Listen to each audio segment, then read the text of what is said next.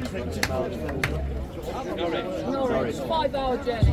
and gentlemen, this lady and our next speaker, Teresa, has come all the way from Norwich, 150 miles to stand here with you to support our children. So please give her a nice warm welcome, Teresa, ladies and gentlemen, from the Pink Ladies. Hi, just a quick one. This is Nazia.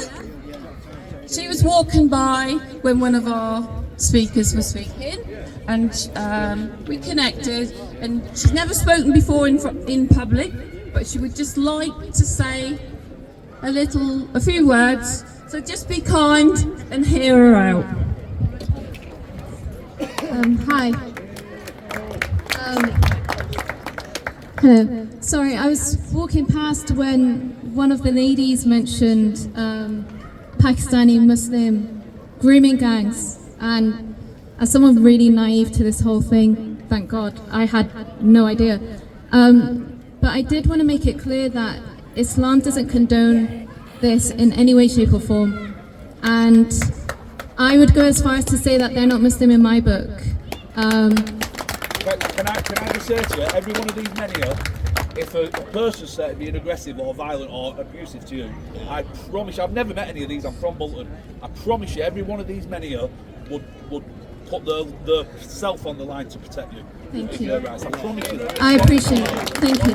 I did feel safe. I just felt a little bit highlighted, and I felt like I should probably point it out that it's not condoned. Oppression in any way, shape or form is not something that is ever allowed in any way, shape or form. Whether you're a woman, whether you're a child, whether you're a man, you are not to be oppressed, and you are not to be oppressor. And those who aid oppressors are as guilty in sin as those who oppress. Thank you. Well done. I think that's took more bottle than anybody. Yeah, well done, lad. Thank you. Thank you. This is what we need, excellent. Can I have a minute on that? Yeah, you can. Just let her finish her speech, mate, and then you've got your speech to finish. I'm done. Thank you. Thank You you. take care of yourself. Thank you very much. Nice to meet you all. Yeah, God bless you. Bye. Are you still speaking? Right. We stand here today not as politicians, not as public figures, but as ordinary women. Women who have lived and worked, travelled and raised our families in our communities. And that is exactly that ordinary experience that gives us the right to speak and the responsibility to act. Because women's safety is not an abstract issue. It's not a headline, and it's not a stat. It is the feeling of walking home at night with your keys in your hand. It's checking over your shoulder. It's texting someone to say that you are home safe.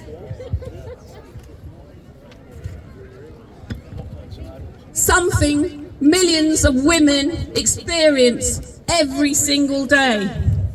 Our initiative begins with simple principle.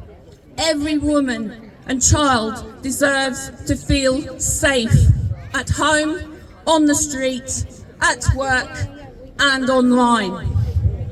We are calling for practical, real-world changes, better street lighting in our communities, safer transport, stronger support for victims of harassment and violence, clear consequences for those who threaten to do them harm.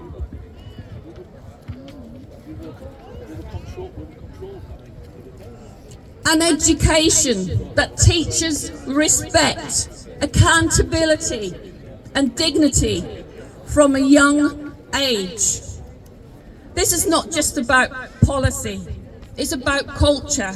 It's about saying clearly and without hesitation that women's safety is not negotiable.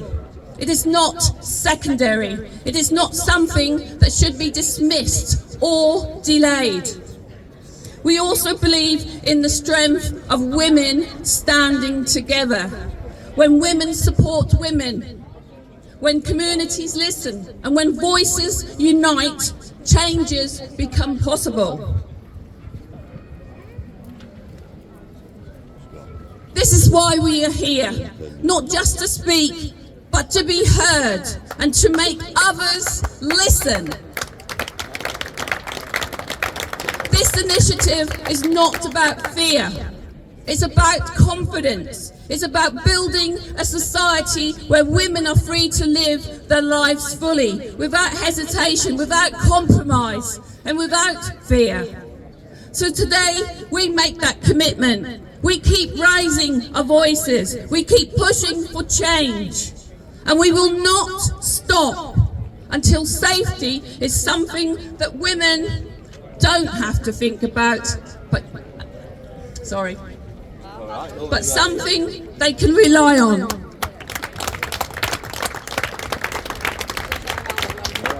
When women are raped, when girls are assaulted, when lives are lost, this is not unavoidable. This is not complicated. This is failure. Failure of policy, failure of safeguarding, and failure of leadership. We know the dangers have always existed, but they must always be confronted. But when there are new risks introduced without proper planning, when concerns are raised and dismissed, when communities are ignored and are not listened to. Nearly done.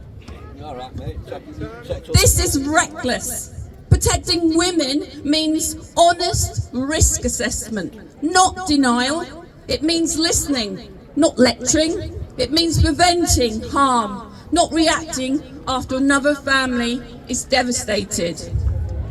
Strong communities protect their most vulnerable. They do not shame them.